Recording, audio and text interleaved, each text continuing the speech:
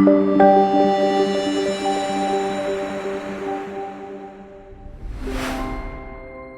Keren and Sarai. Thank you for joining us today to the Good Stock Conference. Our session today will focus on leading ESG in global corporates. Today, we would like to offer the conference participants some insights about what it truly means to be a CSR manager in corporates. I know we have a lot to share, so let us dive in. And let's start with a short introduction. I'm Orit Braverman, and for the last decade, I worked as a CSR manager in Bank Hapoalim, which is the largest financial institution in Israel, and in Strauss Group, a food and beverage global company. And Sarai, please, we'll be happy to learn more about Coppel and you. Thanks. I have 3 jobs positions in my career. First, as a business manager in a car dealership. Then a corporate organizational development and social responsibility manager in a group of car dealers. And the last as a CSR manager in one of the biggest retailers in Mexico. There is more than 1,500 stores, and there's more than 100,000 employees there here in Coppel. Wow. Keren. Well, I started completely differently. I started my working life as an R&D chemist at HP Indigo. It was quite a few years ago after I finished my master's degrees. And after a while, I was bored and I decided I want to move to marketing. And as a part of my position, about 10% of my time was dedicated to environmental message to our customers, but I didn't have time really to focus on environment as much as I wanted. And 3.5 years ago, I was approached by our CTO, and he said, listen, I have a great job for you. Can you just manage the sustainability program for HP Indigo? And I said, I have to think about it. Say, don't think about it, just take it. You will be great.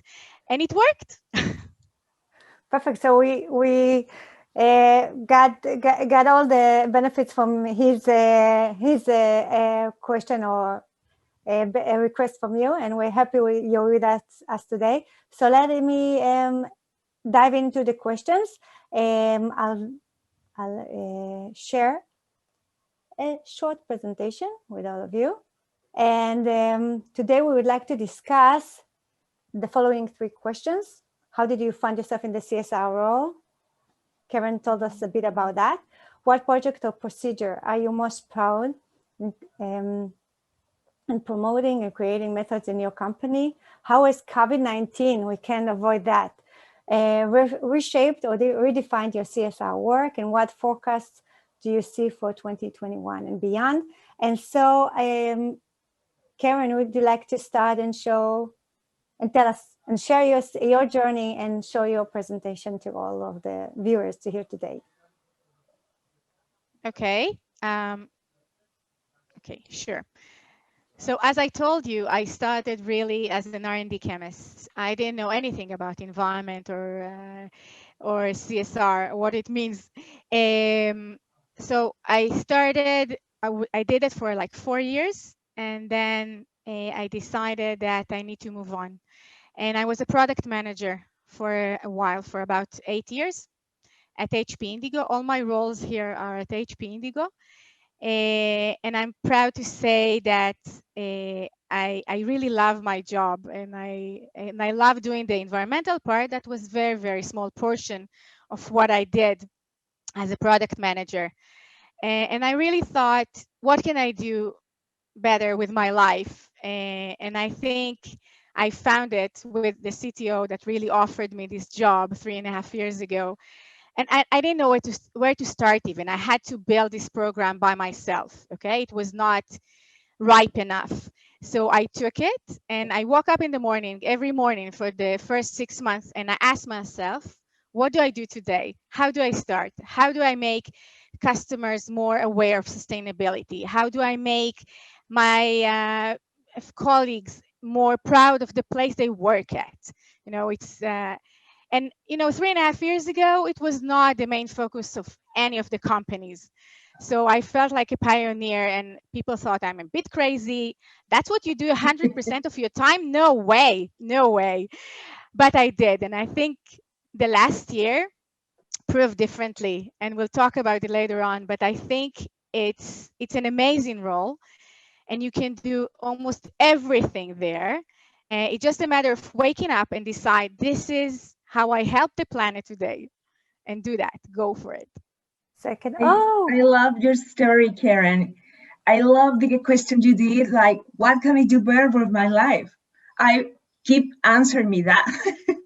So I'm so glad you find that. And CSR is definitely a way to do this, right? yes, Right. if I can share as well, I always say that we are getting paid to do good, which is Exactly. it's the only role you can find that somebody is paying you to do good. But but I'm trying to say that there's a lot to explain to everybody, that there's a lot of hard work besides doing good to make sure that the company is really moving ahead in the path you're trying to show. You need to work top down and bottom up, and to always be aware of everything and all the stakeholders, and to be in touch with everyone, and to start this dialogue. And so it's a really fun job, but with a lot of complexity and challenges. And I agree, Orit. And I think, a part of the next question is, how do you start? And I started bottom up for sure. I asked my customers and I asked our employees what's important for them. Because in order to make my strategy, the Indigo strategy, correct, we have to understand what their needs are first before we move on to real strategy, from global HP and then Indigo. And it's a part of a very, very big organization, but we need to know how to aim for. So what I did, the first time I did an awareness day for our employees, I gave them, I printed this beautiful print that you can't really read it because it's mostly in Hebrew, but some of it is in English. And I asked them, what's your tip of the day to be more sustainable? What can you do better? And it's only a very small fraction of the answers that I got, but I really love it because you have almost everything that meant to be in focus right there.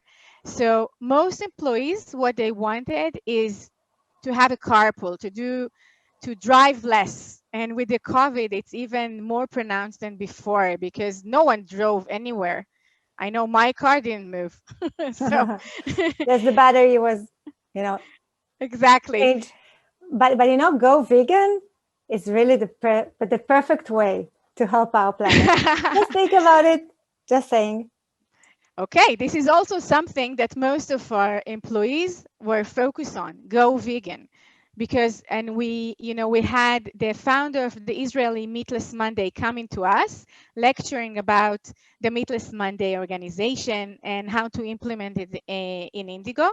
And she was amazing. I think it was a bestseller when she came in. Everyone were chasing her. She's a real celebrity here in Israel. So Meatless Monday and go vegan, that's the next step that, will change the world for sure. And of course, less single-use plastic. Plastic is really one of the enemies now. So for the last, I think, year and a half, people are talking about plastic as the enemy all the time. We have to remember, though, plastic is not the enemy. My glasses are made of plastic as well, but I use them for 2 or 3 years, so it's fine. The problem is the single-use plastic, in my mind at least. It's really, you take a sip of water and you throw away the cup. It served you 10 seconds, maybe. In a good day, a minute. And we need to do something different. And if you move to the next slide, I can tell you how we took those 3 subjects and made something out of it. So first of all, what we did, that was my first subject dealing with in Indigo, and it was not an easy one. I took out all the single-use cups and spoons from all the kitchens. They served 2,500 people. You can imagine the reactions that I got. And there was a dart with my face in each kitchen, I think, like virtual one, because people were very mad. It was very difficult for them 3.5 years ago to decide not to drink in a single-use cup. It was extremely difficult.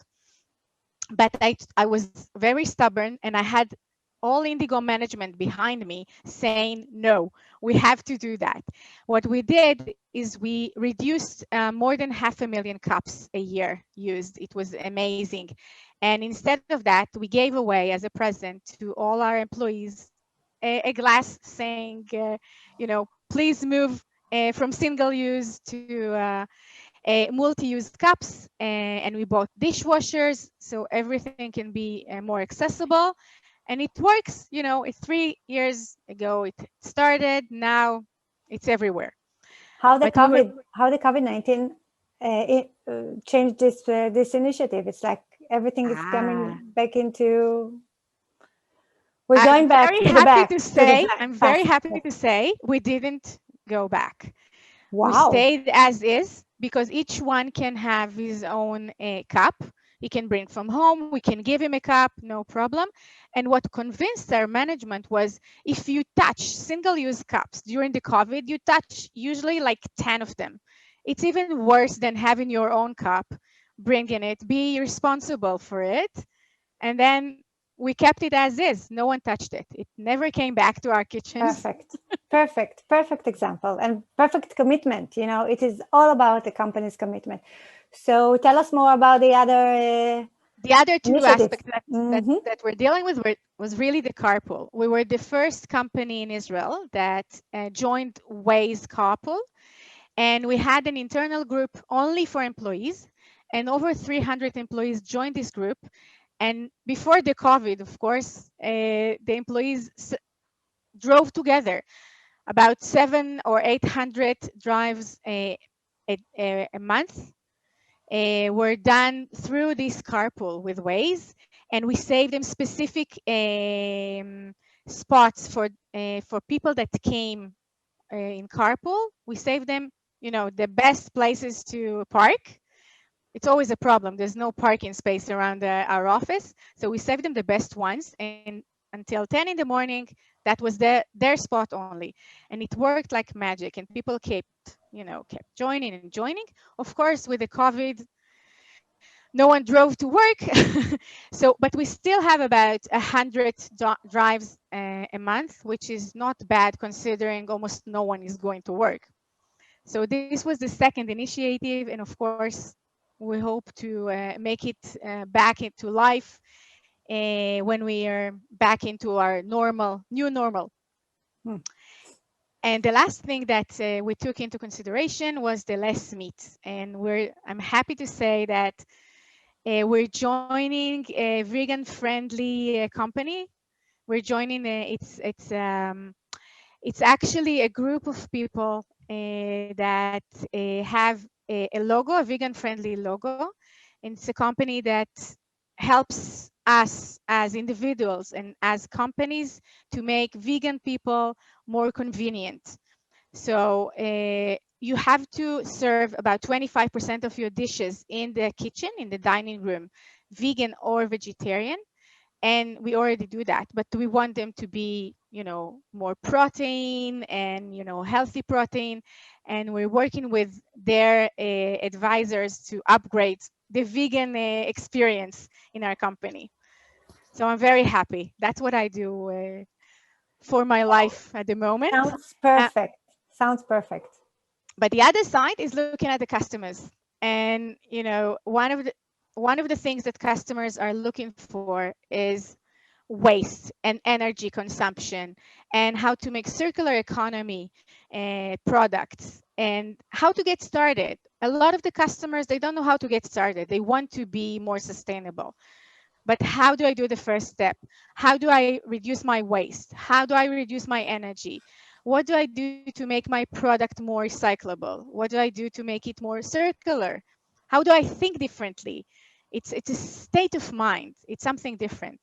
So what we did, we created a tool set. This is one of the tools that we created. It's an FAQ with all the questions that we asked during, we were asked from customers, tons of questions. We collected all those questions for about a year, and we answered each one of them, and we answered the ones that we think they will ask, even if they didn't ask yet. Because some of them, they don't even know how to start and don't know what questions to ask. So this tool will give them exactly what they need, how to get started. And join us. Wow, impressive, really, Keren. This is very impressive.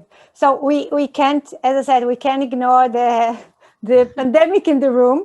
No. So please share some of your insights about how it affected your work. Wow. Well, it had an immediate effect. First of all, I stopped driving to work. That was crazy. Like everyone moved to work from home. About 75% of the people started working from home at HP Indigo. It's 2,000 people. It's a lot of people. So we moved everything online. We didn't have a choice. But I think we did some very good things, even when it's moving to online. So first of all, we continued tree planting, okay? But we did it virtually, okay? We took a company that planted for us and we watched it virtually. It was very fun thing to do. We broadcast it to all our employees, and they were part of it, the tree planting. So, and they felt like they're outside with everyone else. So it was really fun. One of the competitions that we did was a lot of fun. It's called Eco Challenge. It's not unique for HP. Everyone can join it. You can join it with your neighbor. You can join it with your family. It's something that runs all the time, and they have usually one very big event. And what we did, we decided as HP, of course, to have few teams. We were HP Israel team, and together we took on ourselves, all the employees, all kinds of agreements, what they do in order to reduce their carbon footprint on Earth. Some of them ran instead of taking the car. Some of them, sent to compost. One of them took a day off meat. And we calculated everything. It's a tool that calculates everything. And we saved in 2 weeks more than 500 kilos of CO2 together. And it was really fun to do it. And Yes. people, shared the pictures, how they did it. It was fun. It sounds very engaging. Yes, really fun. But we need to go and hear some more from Sarai right now. Sure. So, but just one yes. Small thing, just to say that I'm very happy to share that when I spoke to Orit, I told her that when the economic crisis started in 2008, I was really worried because then, for 10 years, nothing was invested almost in sustainability. And I thought when the COVID started, it will be exactly the same. People will go back and say, I'm not going to invest in it. I don't have the money for it. But the opposite happened. And I'm so happy to say that green energy and green bonds and waste solutions are everywhere now, and people are investing in it because they believe it's a growth driver for companies, for the industry, for government, for individuals. So we are on the right way. Wow. So let's hope for the best. Inspiring. I cannot agree with you more. I really hope that this new Building Back Better is going to really happen in the new normal. And then I see people embrace it right now, and it really, it inspires and it gives me, it's like a dream coming true that everybody is talking about sustainability right now in a time that I think, as I said, like in the economic crisis and everything, you saw everybody is running back to business and running back to making money and thinking about profitability instead of purpose. And this is the time for us to really make a change. And it feels like that. And it's really inspiring. And it's great to hear you saying that as well. And so, Sarai, please share some of your journey with us. We are really interested in hearing more about you and Mexico and Coppel. Thank you. I just loved your presentation, Keren. It's so inspiring. And I just want to do some of the practice you show us, like the carpool and the eco challenge. Sounds really, really great. You are an inspiration. Thank you. And I want to start the presentation with, I feel like I have the responsibility to share about a little bit of my country, which I'm very proud and happy. Mexico is in this continent, and we are more than 120 million people there. Is the 11th largest country and the 5th economy worldwide. Can you go to the next slide, please? Yes, of course. Wow, I want to be there right now. Please Beating visit Mexico us. sounds like a good solution for for the situation. A great runaway spot. Yeah. I see a great runaway spot right now. I'm glad you did, because Mexico also is the 7th tourist destination and the 5th country mega diverse of the world. So we have these, we are full of colors, flavors, traditions. We have a unique history. We have a lot of natural beauties. We have one of the new wonders, which is the pyramid Chichen Itza. And we also are one of the countries with the most World Heritage sites. So can you move please to the Yes, next I just one? want to say that in Cozumel was the first place that I kissed a dolphin. Really kissed a dolphin in a pool. Yes, I enjoyed it very much, and I'm looking forward to fly again. Not so much as He's before, another dolphin. but at least yes, to kiss another. Just one trip a year. Let's go back to that. Okay. Yes, because we are full of landscape, beautiful beaches, desert, forests. We have everything. And beautiful people, welcoming and warm people. Oh, thank you. And just a little bit more, we are so proud of a flag.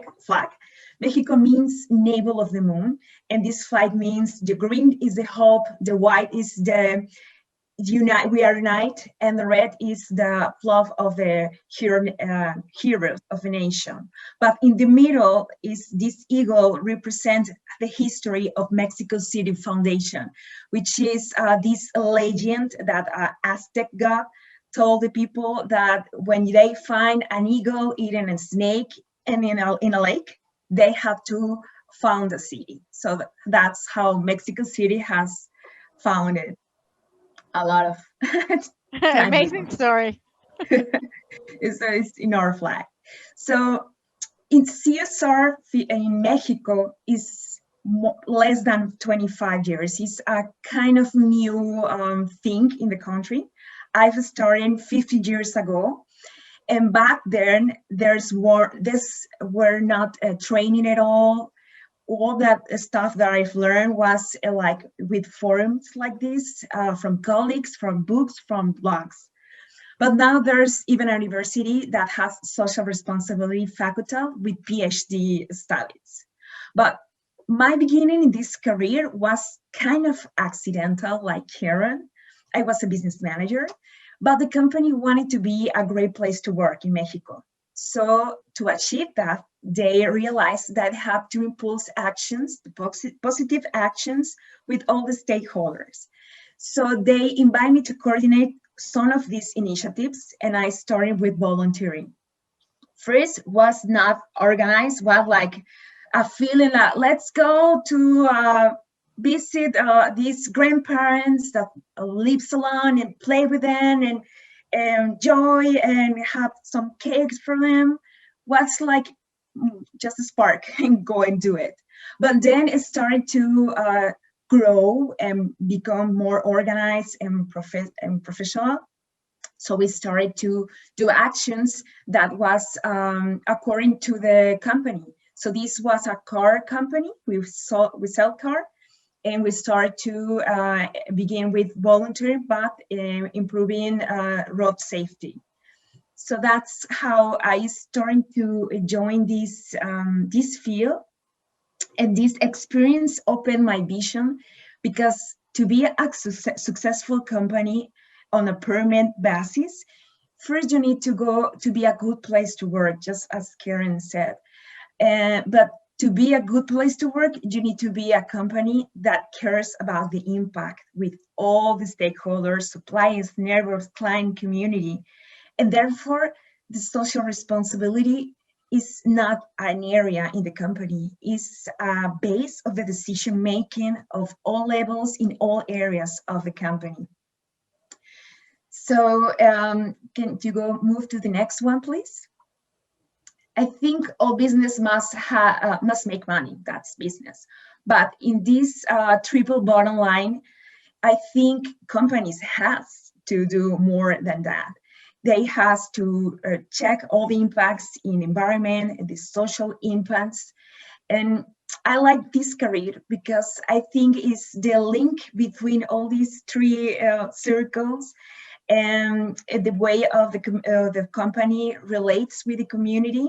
I think our career is the intersection of these triple bottom, and I just love it. Can you move to the next one, please? Yes, of course. When you asked me what project I like the most about CSR, is definitely the volunteering program. When I started in the company, I think the thing that had a very good program is that it wasn't only a program, it was part of the culture, it was part of the identity. So this volunteering became to be a part of their vision definition, because we want to be a change agent of change, but not only the company, with all employees. So with this declaration, we're saying that the change was the whole thing, companies and the people that we were part of it. And also we write a corporate value that was called sharing happiness. So this value was the purpose was to inspire to good environment in the company, but so the clients could be more comfortable with us. But the employees themselves adopted as a flag of the volunteering activities. And it became to be the value that responds to the expectation of the community. So later on, we made a policy that allows people to do volunteering in work hours. We have up to work hours per year. And then it was there was a lot of volunteering efforts, but we are not organized, reporting, communicate, or measure. So we're starting to do that. We wanted to find like the best experience of volunteering of our employees. So I sent a survey to all the employees to ask their interest in volunteers field. So with this information, I just go and look forward to the NGOs that work in those fields, to know them, to know their programs, to know how they manage the volunteering. And what I've learned that is not all the organizations were mature enough to receive volunteers. So this was like a teamwork between the company and the NGOs to try to train them and help them to be more professional with this experience. And with us, with that could offer a good experience in volunteer, I'd invite them to come to the company and do this match between volunteers and the NGOs. And we call that the Solidarity Fair. This is the picture of that event. And so that was the real big beginning of our program. And also we decided to measure and set a goal in that year. We set 3,000 hours of volunteer this year, without now if it's going to work or not, because we were only 1,000 employees back then. But we did it. We get to this goal. We made these 3,000 hours. And after 4 years that we launched this program, 78% of the employees were participating in volunteering programs. Wow. And we accomplished 24,000 hours per year. Wow. Amazing. You know, Yes. that employee engagement is the most important thing. I think this is, as you said, the foundation for everything, because it builds the culture. It engages the employees. It brings them to be a part of the, you know, of all the CSR programs. And I think that it seems like you managed to promote so many initiatives in the company. That is very impressive. So thank you for sharing that. Yes, absolutely. And we find out something else, that there was benefit for the company to allow people to do volunteerism. The volunteer effort was teamwork program also, because people started to know each other as a person, not as the colleague. So they become to make this bond, and sometimes bound with their families, and became to improve the quality of the work life there.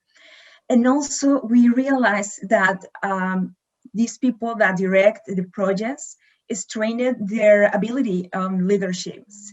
And we start to look of that, and we integrate this program, these characteristics, to the training of the new manager of the company. So if you wanted to become a new manager, you have to pass these activities that lead us you to have a volunteer effort, a volunteer program, and you have to find out how to organize the resources, invite colleagues to join to your cause. And this really help us to shape and to train the new leaders. And there was these new leaders with more consciousness, social consciousness. Yes. So it was a very, very good program. And also we make this event, which is the next picture of the volunteer of the year. And this volunteer, we have this, all the employees can ask for to be nominated for this award. So the best stories, executive directors committee and experts of volunteer as choose the best stories of volunteer, and then we get this award of each year, and the shareholders gave the award. It was in a theater with red carpet and video, just like Academy Awards. So they invite in front of their family and colleagues have received this award, because this program was really important for the company. Wow, amazing. Wow, thanks for sharing. I'm especially surprised that you shared it with the families as well. I think that's amazing, because it makes them more proud. This is what I do at work. It's amazing. Exactly. I do good at work. It's crazy. Really, it's amazing. And change the perception of the company when you join them. Yes, exactly. It's not just a place have to a lot work. of problems with the family. It's Exactly. not just a place to work in. It's like it's more than that. And the company does good to its communities, and so the employee feels more engaged. And we know that the new generation, the millennials and the Zs, are looking for that in companies. So this sounds like a perfect program and a very interesting one. You covered all of definitely.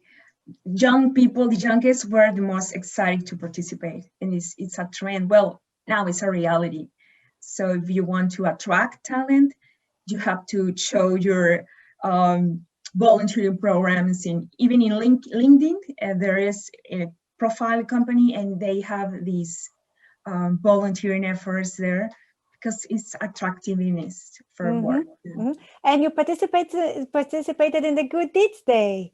Perfect. Yeah, I'm the coordinator of this, my part of on my state in Mexico. I just met this movement in 2016 when they came to Mexico, in the volunteer conference, the World Volunteer Conference, and just love this movement, because a good deed, it makes your heart happy. And I think this year, in COVID year, pandemic, is more than necessary. You can like really change some things life with a good deed. So I just love this movement. I have the opportunity to meet. For sure. So we need to go on, because the time is up, and I just want to hear about your insights from the COVID-19 pandemic. Yeah, absolutely. COVID seems to change everything plans in all aspects. The first impact that have in the company was that we change to the flexible to be in our homes, which in Mexican companies is not a common practice.